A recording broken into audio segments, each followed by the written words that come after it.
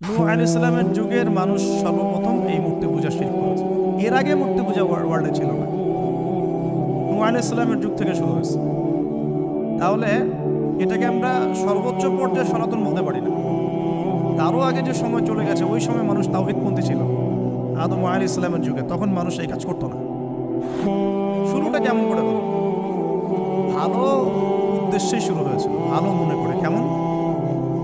মানুষ এরকম চিন্তা করে নিয়েছিল যে এই মানুষগুলো লাত, উজ্জা, হুবল, সরি, ইয়াগুথ, ইয়াউক, নাসর, ইয়াগুথ, ইয়াউক, নাসর, এই ভালো মানুষগুলো আল্লাহর খুব নেককার বান্দা ছিলেন। তাদের স্ট্যাচু তৈরি করা যায়, তৈরি করলে কি হবে? এগুলোকে দেখলে আমাদের আগ্রহ জন্মাবে ইবাদত করার ব্যাপারে। এটা ছিল ওদের থটস।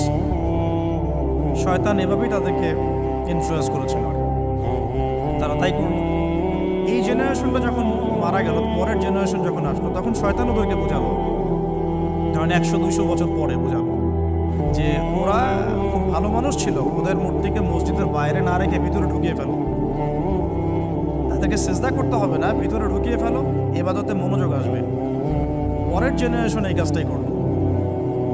থার্ড জেনারেশনকে শয়তান বোঝালো যে সরাসরি ওদের কাছে চাইলেই হবে, তারা আল্লাহ পাকের অনেক মানে কি আনুগত্য প্রাপ্ত, নৈকট্য প্রাপ্ত বান্দা, সরাসরি তাদের কাছে চাইলেই হবে। আল্লাহর কাছে চাওয়া এখানে চাওয়া একই কথা, ওখানে সেজদা করা এখানে সেজদা করা একই কথা। এখান থেকে শুরু হলো সরাসরি স্ট্যাচু ওয়ার্শিপ। সরাসরি স্ট্যাচু ওয়ার্শিপিং এখান থেকে শুরু হয়েছে। তো আমরা আমাদের হিন্দু ভাই বোন যারা আছেন, আমাদের আশপাশে অমুসলিম ভাই বোন, তাদের প্রতি সম্মান রেখেই এই হিস্ট্রিগুলো পড়তে বলবো এবং যুক্তি দর্শনগুলো খুঁজতে বলবো। আসলে কি তারা শুনতে পায়? আসলে কি সে আমার কোনো উপকার করতে পারে? আসলে কি সে আমার কোনো ক্ষতি করতে পারে? আসলে কি সে সৃষ্টিকর্তার প্রতিমূর্তি হতে পারে কিনা? তো আমরা এটা আহ্বান জানাবো, আমরা কারো ধর্মীয় অনুভূতিতে আঘাত করব না। ইসলাম আমাদেরকে এটা শেখায় না। ইসলাম এটা শেখায় যে মানুষকে হিকমার সাথে, প্রজ্ঞার সাথে দাওয়াত দেয়া, যাতে করে তারা জাহান্নামের রাস্তা থেকে ফিরে আসতে পারে। তো ইব্রাহিম আলাইহিস সালাম সমাজের মানুষকে দাওয়াত দেন। কিভাবে দেন? কোরআনে এভাবে ভাষা আসছে। সূরাগুলোর নাম বলে দিই, আপনারা একটু চেক করে নিন। সূরা আম্বিয়ার মধ্যে আসছে, সূরা সফফাতের মধ্যে আসছে, সূরা আনআমের মধ্যে আসছে। তো তিনি দাওয়াত দেন এভাবে যে ওয়াইদ ক্বালা ইব্রাহিম, যখন ইব্রাহিম বললেন লিআবিহি ওয়া কওমিহি, তার বাবাকে এবং তার কওমকে বললেন, মা হাযিহি তামাসিলু আল্লাতী আনতুম লাহা আকিফুন, তোমরা এসব কি মূর্তির উপাসনা করো, এদের চারপাশে ঘুরতে থাকো, কি সব করো? তো তারা বলে যে নাহনু বাল ওয়াজাদনা আবাআনা কাযালিকা ইয়াফআলুন, আমরা আমাদের বাপ দাদাদেরকে দেখেছি এইভাবেই করতে। তাদের রেফারেন্স কিন্তু এটাই ছিল। কোনো দালিলিক জ্ঞানতাত্ত্বিক যুক্তি বিজ্ঞান দর্শন এখানে নাই। দর্শন এখানে কি ফিলোসফিটা কি? বাপ দাদাদেরকে দেখেছি করছে।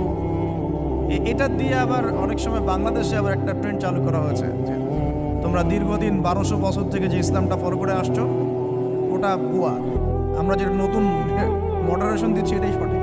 এই দলিল সেম না। এখানে অমুসলিমদেরকে দাওয়াত দেওয়া হচ্ছে। অমুসলিমরা বলছে যে আমরা বাপ দাদাদেরকে দেখেছি যে তারা এইভাবেই মূর্তি পূজা করতো, আমরা তাই করি। এটার সাথে কি হানাফি মাযহাবকে মিলাবেন আপনি? হ্যাঁ, হানাফি মাযহাব বাপ দাদা থেকে চলে আসে, ভুয়া, নতুন যেটা দিচ্ছি এটাই সঠিক। আস্তাগফিরুল্লাহ। তো আমরা হাত চেঞ্জ করাটাকে এখন মনে করি হিন্দু থেকে মুসলমান হইলাম মনে হয়। হাত বদল করাটাকে মনে হয় যে হিন্দু থেকে মুসলমান হয়েছি। গভীরে ঢোকেন, ওলামায়ে কেরামদের মানে দার্সে গিয়ে বসে গভীরে ঢুকলে বুঝতে পারবেন ইসলামিক স্কুল অফ থটগুলা প্রত্যেকটারই ভিত্তি আছে। এগুলোর গভীর শেকড় আছে, ভিত্তি আছে। আল্লাহ, রাসূল এবং রাসূলের সাহাবীগণ, তিনটাকেই মানতে হবে। আপনি যদি বলেন যে আমি সাহাবীদেরকে মানি না, খালি আল্লাহ এবং রাসূলকে মানি, তাহলে আল্লাহকে রাসূলকে মানতে পারবেন না। সাহাবীদের অনুসরণ না করলে রাসূলকে ফলো করতে পারবেন না। তো ওইটা আজকের ইস্যু না, এটা ফিকহি অনেক ব্যাপার, গভীর ব্যাপার, এটা অন্যদের কথা হবে। এই দলিল আর এই দলিল কিন্তু সেম করা যাবে না। আমরা বাপ দাদা থেকে দেখে আসছি তোমরা নামাজ এইভাবে পড়ো, এই নামাজ ওই দলিল চলবে না, আমারটা ঠিক, এটা ঠিক না। নামাজ যেটা পড়ে আসে তারা এটা ঠিক আছে, এর প্রত্যেকটা দলিলের মধ্যে অথেন্টিসিটি আছে। এরকম করে সমাজে ফিতনা ছড়ানো ঠিক হবে না, বিভ্রান্তি ছড়ানো ঠিক হবে। এখন আসুন ইব্রাহিম আলাইহিস সালাম তাকে কি আনসার দিচ্ছেন? আমরা আমাদের পিতা মাতাদেরকে দেখেছি, বাপ দাদাকে দেখেছি এরকম তাওয়াফ করতে, মূর্তির চারপাশে পূজা করতে, নজর দিতে। তো ইব্রাহিম আলাইহিস সালাম বলছেন যে হাল ইয়াসমাউনাকুম, এই মূর্তিগুলো কি তোমাদেরকে শুনতে পারে? ইস্তাদউন, যখন তোমরা একে ডাকো। হাল ইয়ানফাউনাকুম, তোমাদের কোনো উপকার আসতে পারে? আও ইয়াদুররুকুম, তোমাদের কোনো ক্ষতি করতে পারে? তার দলিলগুলো কিন্তু অকাট্য। ইব্রাহিম আলাইহিস সালামের দলিলগুলো কিন্তু এখানে, যুক্তিগুলো কিন্তু অকাট্য। আসলে কি সে শুনতে পারে? আসলে কি সে দেখতে পারে? আসলে কি সে তোমার উপকার করতে পারে? তাদের কিন্তু কিছু বলার নাই এখানে। তারা বলছে বাল ওয়াজাদনা আবানা কাযালিকা ইয়াফআলুন, আমাদের পিতা মাতা বাপ দাদাদেরকে দেখেছি এইভাবেই করে। ইব্রাহিম আলাইহিস সালাম বলছেন যে ইন্নাকুম আনতুম লাফি দালালিম মুবিন, তোমরা তো সুস্পষ্ট বিভ্রান্তির মধ্যে আছো। তাহলে তো এরকম আরো অনেক আয়াত আছে সূরা সাফফাতের মধ্যেও, ওয়া ইন্না মিন শিআতিহি লা ইব্রাহিম ইয জাআ রাব্বাহু বিকলবিন সালিম ইয ক্বালা লিআবিহি ওয়া কওমিহি মাযা তা'বুদুন, তোমরা কিসের ইবাদত করো? আইফকান আলিহাতান দুনাল্লাহি তুরিদুন, তোমরা কি আল্লাহ সম্পর্কে মিথ্যা আরোপ করতে চাচ্ছ? ফামা যন্নুকুম বিরাব্বিল আলামিন, আল্লাহ রাব্বুল আলামিন সম্পর্কে তোমাদের কি ধারণা? এভাবে তিনি তার কওমকে দাওয়াত দিতে লাগলেন। তাদের কওমের দলিল একটাই ছিল, বাপ দাদাদেরকে দেখেছি এভাবে মূর্তি পূজা করতে, তাই করি। সনাতন, এটা ছিল কি সনাতন থটস।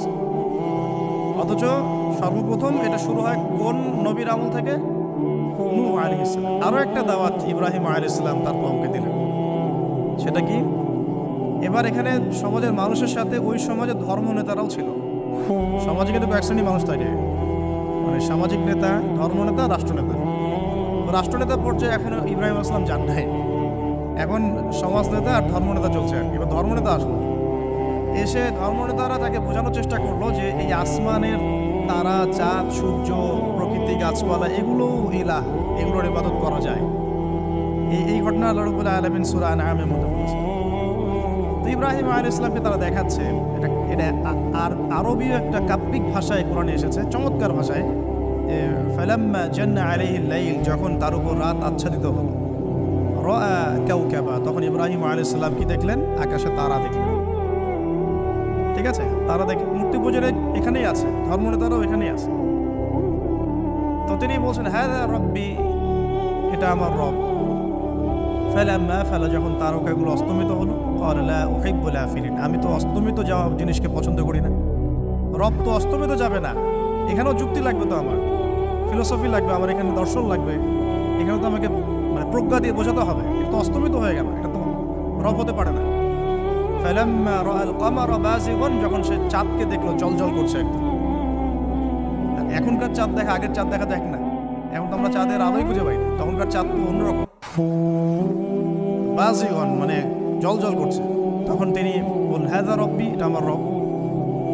তখন ফালাম্মা ফালা, যখন এটাও অস্তমিত হয়ে গেল, তিনি বলছেন লাইন লাম ইয়াহদিয়ানি রব্বি লাকুনান্না মিনাল কওমিদ দাল্লিন, আল্লাহ যদি আমাকে হেদায়েত না দেন তাহলে আমি এই দল্লিনদের অন্তর্ভুক্ত হয়ে যাব। ইব্রাহিম আলাইহিস সালাম বলছেন ফালাম্মা রাআ শামসা বাযিগাতান, যখন এবার সূর্যকে দেখলেন দিনের বেলা, এটা তো আরো বড়। হাযা রব্বি হাযা আকবার, এটা আমার রব, এটা সবচেয়ে বড়। হাযা আকবার, এটা সবচেয়ে বড়। ফালাম্মা আফালাত, এটা যখন অস্তমিত হয়ে গেল, তখন তিনি বলছেন এই কথাটা যে ইয়া কওমি ইন্নী বারিউম মিম্মা তুশরিকুন, হে আমার কওম, তোমরা যেগুলোকে দিয়ে আল্লাহর সাথে শরীক করছো, এখান থেকে আমি আমার চেহারাকে ফিরিয়ে নিলাম। সুবহানাল্লাহ। তখন তিনি এই কথাটা বলেন ইন্নী ওয়াজ্জাহতু ওয়াজহিয়া লিল্লাযী ফাতারাস সামাওয়াতি ওয়াল আরদা হানিফান ওয়া মা আনা মিনাল মুশরিকিন, আমি আমার চেহারাকে ফিরিয়ে নিচ্ছি এই আসমান সমূহ এবং জমিনের সৃষ্টিকর্তার দিকে, এবং আমি মুশরিকদের অন্তর্ভুক্ত নই। ইন্না সলাতি ওয়া নুসুকি ওয়া মাহইয়ায়া ওয়া মামাতি লিল্লাহি রাব্বিল আলামিন, আমার সালাত, আমার কুরবানি, আমার স্যাক্রিফাইস, আমার জীবন, আমার ফুল লাইফ, আমার মৃত্যু, সবকিছু কার জন্য? জগৎ সমেত প্রতিপালক আল্লাহর জন্য। লা শারীকা লাহু, তার কোনো শরীক নাই। ওয়া বিযালিকা উমিরতু, এই একনিষ্ঠভাবে তার ইবাদত করার জন্যই আমি আদিষ্ট হয়েছি। ওয়া বিযালিকা উমিরতু ওয়া আনা মিনাল মুসলিমিন, এবং আমি মুসলিমদের অন্তর্ভুক্ত। এই শুরু হলো এবার পুরো স্পষ্টভাবে তাওহীদের ঘোষণা দেয়া। তবে ইব্রাহিম আলাইহিস সালামের এক একটা পদক্ষেপ কি যৌক্তিক না, বৈজ্ঞানিক না? এবং অকাট্য প্রমাণ আছে না, এগুলোকে কিন্তু ভেদ করতে পারছে না তারা। এবার ইব্রাহিম আলাইহিস সালাম চিন্তা করলেন তারা এবার উচিত শিক্ষা দিতে হবে। তবে আগে বলেন এই যে উচিত শিক্ষাটার কথা বলছে, এটা আবার আপনারা খবরদার ভুলেও কোথাও দিতে যায় না, ঠিক আছে? এটা তো সময় আছে। ইব্রাহিম আলাইহিস সালামের সাথে নবী সাল্লাল্লাহু আলাইহি ওয়াসাল্লামের জীবনের মিলের কথা বলছিলাম। নবী সাল্লাল্লাহু আলাইহি ওয়াসাল্লাম মক্কা বিজয়ের আগে কি কখনো মূর্তির গায়ে হাত দিয়েছেন কিনা বলেন? দিয়েছেন? কারণ মক্কা বিজয় হয়ে গেছে, পুরো স্টেটই আপনার, অথরিটি আপনার, তখন আপনি আপনার অ্যাকশন নিতেই পারেন, সেটা আপনার ব্যাপার, তখন আপনি কি করবেন? মুহাম্মদ সাল্লাল্লাহু আলাইহি ওয়াসাল্লাম কাবা ঘরে ঢুকে তখন মূর্তি ভেঙেছেন এবং বলেছেন ওয়াকুল জাআল হক ওয়া যাকাল বাতিল ইন্নাল বাতিলা কানা যাহুকা, তাই না? ইব্রাহিম আলাইহিস সালাম এবার শিক্ষা দেওয়ার চিন্তা করছেন। তিনি বলছেন যে যখন এরা মেলাতে যাবে, ওই উৎসবে যাবে, তখন আমি এদেরকে দেখে নিব। এটা কুরআন চমৎকারভাবে বলেছে। إذ قال لأبيه وقومه ماذا تعبدون إفكا آلهة دون الله تريدون فما ظنكم برب العالمين فراغ إلى آلهتهم فقال ألا تأكلون। ইব্রাহিম আলাইহিস সালাম এবার যখন ওরা মেলায় চলে গেছে, তো যাওয়ার আগে আবার ইব্রাহিম আলাইহিস সালাম বলছিলেন যে ইন্নী সাকিম, আমি হচ্ছি অসুস্থ। আমি কি অসুস্থ? নজরা নজরাতান ফিন নুজুম। ইব্রাহিম আলাইহিস সালাম রাতের বেলা আকাশের দিকে তাকালেন একবার, তাকিয়ে ওদেরকে বললেন যে ইন্নী সাকিম, আমি অসুস্থ। এটা কৌশল, আমি অসুস্থ, এটা কৌশল। এই কৌশল আবার সব জায়গায় খাটাতে যায় না। তো এবার যখন তারা চলে গেল, ফারাগা ইলা আলিহাতিহিম ফাকালা আলা তাকুলুন, এবার তিনি ওই মূর্তি গৃহ যেটা ওদের, ওখানে ঢুকে বলছেন যে আলা তাকুলুন, তোমাদের কি হলো, খাচ্ছ না কেন? কাদেরকে বলছে এই কথা? মূর্তি, খাচ্ছ না কেন? আলা তাকুলুন ফারাগা ইলা আলিহাতিহিম ফাকালা আলা তাকুলুন মা লাকুম লা তানতিকুন, কি হলো, কথা বলছো না কেন? মা লাকুম লা তানতিকুন, কি হলো, কথা বলছো না কেন? এবার ফারাগা আলাইহিম দরবান বিল ইয়ামিন, এবার ইয়ামিন মানে ডান হাত, ডানাতে যা পেয়েছিলেন আর কি, তা দিয়ে সবগুলোকে ভেঙে চুরমার করে ফেলছে। ব্যাস, এবার ওরা যখন আসলো এসে বলছে যে আনতা ফাআলতা হাযা বিআলিহাতিনা ইয়া ইব্রাহিম, ইব্রাহিম তুমি কি আমাদের উপাস্যদের সাথে এই কাজ করেছো? বাল ফাআলাহু কাবীরুহুম হাযা, বড় এই বড়টা এই কাজ করছে, এর মধ্যে সবচেয়ে বড় যেটা আছে এই ব্যাটার কাজ, আমি করি নাই, আমি তো করি নাই। তখন ওরা তো এটা তো হতভম্ব হয়ে গেল, যে সে বলছে যে তুমি তো জানো, তুমি তো খুব ভালো করেই জানো যে তারা কথা বলতে পারে না, নড়াচড়া করতে পারে না, কিছুই করতে পারে না। তখন তিনি বললেন তাহলে তোমরা কেন এমন ইলাহের উপাসনা করো যে কথাও বলতে পারে না, শুনতেও পারে না, দেখতেও পারে না, উপকারও করতে পারে না, ক্ষতিও করতে পারে না। কিন্তু এবারও কিন্তু যুক্তি নাই, তাদের কাছে কোনো দলিল নাই, কোনো প্রমাণ নাই, কোনো যুক্তি দর্শন কিছু নাই। এবার শুরু হলো জুলুম। জালেমের কাজ কি? যুক্তি, জ্ঞান, দর্শন, বিজ্ঞান এগুলো দিয়ে যখন পরাস্ত, এগুলো দিয়ে পারছি না, এবার পেশি শক্তি। এবার কি? পেশি শক্তি। ব্যাস, এবার পেশি শক্তি। ইব্রাহিম আলাইহিস সালামকে নিয়ে যাওয়া হচ্ছে নমরুদের দরবারে। এবার চলো, এবার তোমার আছে খবর আছে। এবার পুরো রিমান্ড হবে 7 দিনে। একদিন রিমান্ড হলেই অবস্থা খারাপ হয়ে যাওয়ার কথা। ইব্রাহিম আলাইহিস সালামকে এবার নিয়ে যাচ্ছে ধরেন নমরুদের কাছে। কি যে হবে আল্লাহ ভালো জানেন।